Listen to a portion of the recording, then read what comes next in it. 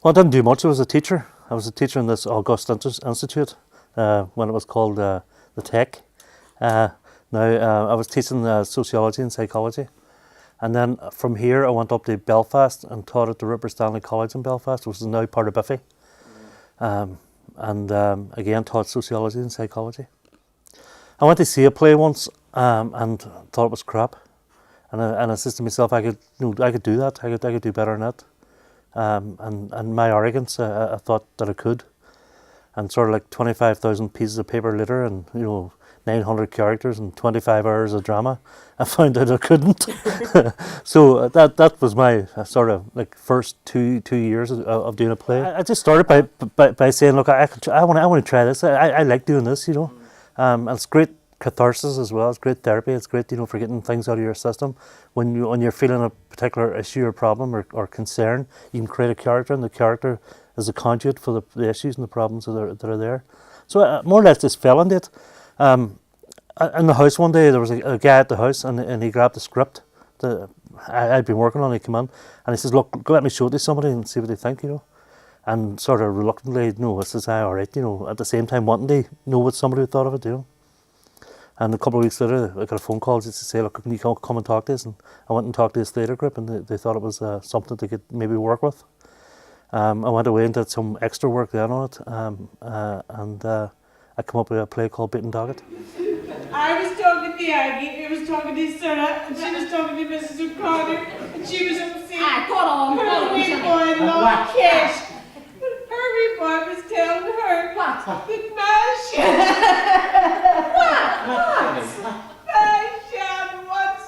wants what? To be next to the hunger strike. Docket was set against the background of the 1981 hunger strike. It's about a family who were to feature well in my life as well. A fictional family called the Devlins. It was about how the pressures of the outside can affect the inside, and where people try to lead a normal life in an abnormal situation. And the family themselves were ripped apart by their own personal conflicts and difficulties. And also it's using comedy, and using black comedy as a sort of means of exploring the sort of Derry psyche, because here is seen to be a centre of sort of quick wit. I was able to capture that and put that on the stage and say, well, here you are. Here's a typical family from a typical background, a typical community, but not leading a typical life and not in a typical situation, because the hunger strikes weren't normal. This family weren't normal. And I'm trying to juxtapose the two situations together. But Packie's an amalgamation of a lot of characters. And it's fictional, totally, absolutely fictional. He's a philosopher. He's much more akin to Homer Simpson than maybe a local Derry character as such. But he's quick-witted. He's totally unsympathetic. He's cold. He's dispassionate. He doesn't really have that much emotion for other people. He's very self-centered, very egotistical. But at the same time, there's another side of him which is very deep and philosophical and very Christian, but yet doesn't display it much as a character, but it's there, in terms of the dialogue. And when his inner thoughts is what you hear a lot in the play, that he can't articulate openly, that he holds in. And those inner thoughts are probably a better reading of who Packie Devlin is, instead of just the quick wit or the sarcasm or the put-downs. Well, first of all, there is no relationship. That's the first thing. I'm sure they liked each other once, but at the minute they're two parallel lines. They just go through life as it is. So I think him and Annie, who's his wife, who would be much more typical of a Derry woman than Packie is of a Derry man. Hard working, hard grafting, or totally thankless by all that surround her. She's much more. She should have a big tattoo saying "welcome" on her back, where they can all sort of walk over the top here and clean their shoes when they have to. But the relationship between the two of them is a bit precarious at all times. She loves him, but she doesn't really love him, and he loves her, but doesn't really love her. So that's sort of like parallel lines is the way that their life is. And I've seen that in the city. I've seen where people haven't been honest and truthful in terms of their emotional relationships with other people. And I think that's where that came through strong, that they were living a lie, but they were all right. They were happy with a lie. Oh my God, no. Or for anybody, not even for themselves.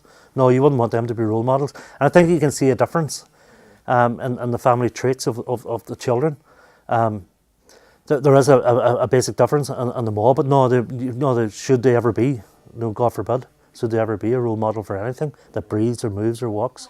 So it's not her fault she doesn't understand what's happening. 1 minute she's getting her costume ready for the street party, and the next she's told her grandpa's dead. Dead? Jesus, I'm not dead! Here I'm standing in front of you. I don't think it was finished. The story wasn't finished. The characters were still bubbling there. They were still alive, and there was so much unsaid and undone. Even though after it was always meant to be a trilogy, even though all the loose ends are still there, you could come back and put a fourth or a fifth or a sixth. I think that's one of the areas that made me go back to it. I think also that they're such strong characters as well. They have a tendency to predominate as a writer. You can end up doing a soap about these particular characters, because they're such strong, and because there's an affinity with them as well. A lot of, not just here in Derry, but all over, like everywhere it's played. And I refer back to America, how it went down there. And thinking it was just a Derry play or an Irish play over in America was wrong, because the themes are all universal themes, and the characters are so strong and vibrant for all our audiences because of the wit and because of the speed of the wit as well, and because of the themes as well, like death and about life and all that kind of stuff is very interesting for a lot of people in different countries. What's these hands, Joseph? Thin hands? I can make a corpse look 20 years younger. 20 years younger? 5 school later. 5 school later. Or even in the image of their favourite film star, Robert De Niro. Well, what I had to do is I had to rewrite the pace of it. The pace and all the kind of stuff that I do, which has a comedy element to it. It's all bang, bang, bang, bang, bang. Right, so you get the first line, you get the second line, the third line is a sucker line, and the fourth line is a punch line, punch, punch, punch. So you have that sort of to and fro. The Americans could get 3 of the lines, but the fourth one came too quick.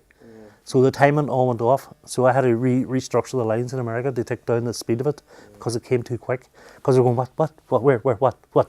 And then some of the words as well, I do like Wayne's and crack and stuff like that there. So the American producers of the program wanted me to take out and call them kids or children or whatever, and that's why somebody's God's sake. So what I did was I sort of semi-compromised and I did a glossary of terms for the program.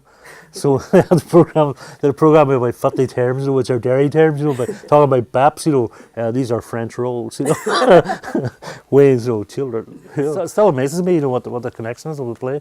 Because to be truthful, I've written better plays. I've written stronger plays. I've written plays which are much more challenging. But for some reason, whatever it is, I'm not too sure. But for some reason, that's the play that people hang on to. I remember, like you say, we did 26 nights straight through, 1,000 people a night. It was unheard of. Like plays in Derry, on average, do 200-300, of an audience. And that's what you expect. You don't expect anything more than that. Sometimes you really expect something less than that. It's actually a record, isn't it? I think we had something like 57,000 at the end of St. Packie's Week, which is just incredible, And the one thing about it is, I don't know what it is, but a lot of people would say that's the one that they like best, and that's the one that they want, and it's maybe that safe comfort zone that people feel comfortable with. And when you ask them to look at new stuff or you ask them to go with you on a new run, they're not sure. It was all right. It was good. I had grand. I really enjoyed it, but it wasn't Packie's Wake, was it? Look, this is our second last night. Tomorrow's obviously our last night. So.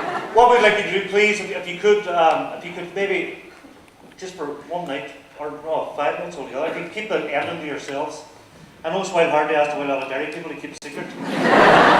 This is like one of the major mysteries of Derry. Like so many thousand people have seen it, and we used to go out at the end of the night and say, look, there's a turn and twist at the end of the play, and we didn't want the word to go out about the twist, so we made an appeal to the audience, look, please don't tell, because anybody coming to you will spoil it to them, And then, Derry people, they kind of howl their water, like, you were expecting them every night, to say, to tell, what do you say of the play, but, what do you hear the end on the ends of it, so we asked them not to, and they didn't.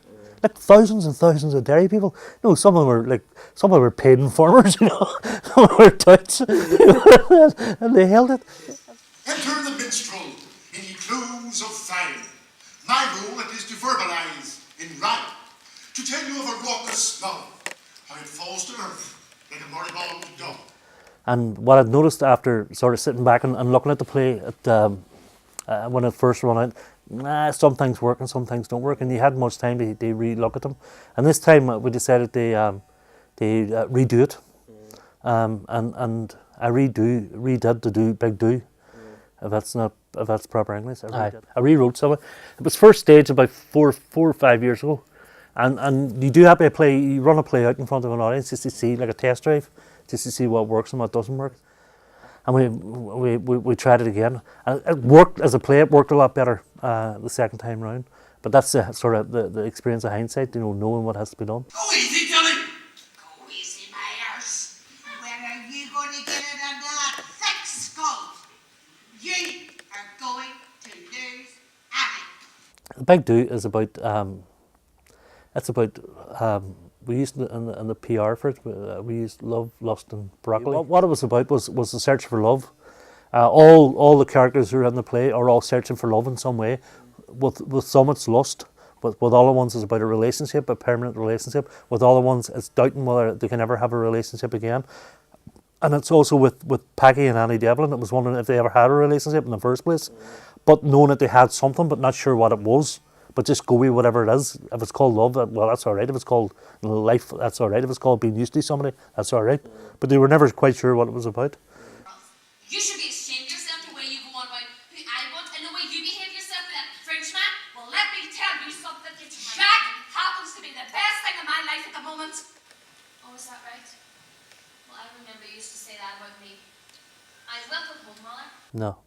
There's loose knives everywhere. And probably, if you were looking for a part 2 of the Big Do 2, if you were looking for something like that, or the 4th part of the trilogy, which would be a quadrilogy, if you were looking for that there, you would find them the exact same in a different situation again. So you could take them out, and I always thought about, like, let's make them affluent this time. Let's take them out of the poverty. Let's take them out of the deprivation. Let's let them win the lottery. Let's take them to Spain on holiday. Let's take them somewhere different. And no matter where you take them, no matter what they'd be doing, they'd be the same family and the same situation, except they'd be richer or more luxurious doing it. So the same one-liners and the same, humour would be based upon what they have, not on who they are. Well, of course, they're very special because they're still there. And your heart is still there, and they may emerge at some other time doing something else, or maybe individuals from the family may emerge sometime. They're very special because they were good to me, even though they weren't good themselves. They were very good to me, and also because they have developed and molded them well as a family, that they have developed themselves and they real life human beings. That's why people turn around and say, I know somebody like that, or that sounds why like, or I could tell you about that. It means that there's affinity with the audience, and not just here, and that's the important thing too. Through the play, I was able to take the Devlins, typical Derry family, out of Derry and put them in America, put them in Dublin, put them in Cork, in Australia, in Canada, and people were able to see that was a typical Derry family. So that to me isn't very important, because what it does, maybe not what we wanted, but we put them on the international stage and says, here's Derry, and here's who we are, and here's what we're like. And finally, Eddie, is there ever going to be another Devlin family production? Not at this stage, no. Not a family production. There's a couple of things bubbling away about all our characters and the associated of Devlin family, and maybe one or two of the Devlin family make an appearance, but there's no plans to bring back a 4th part of the trilogy. They will make it a quadrilogy. So I don't think so.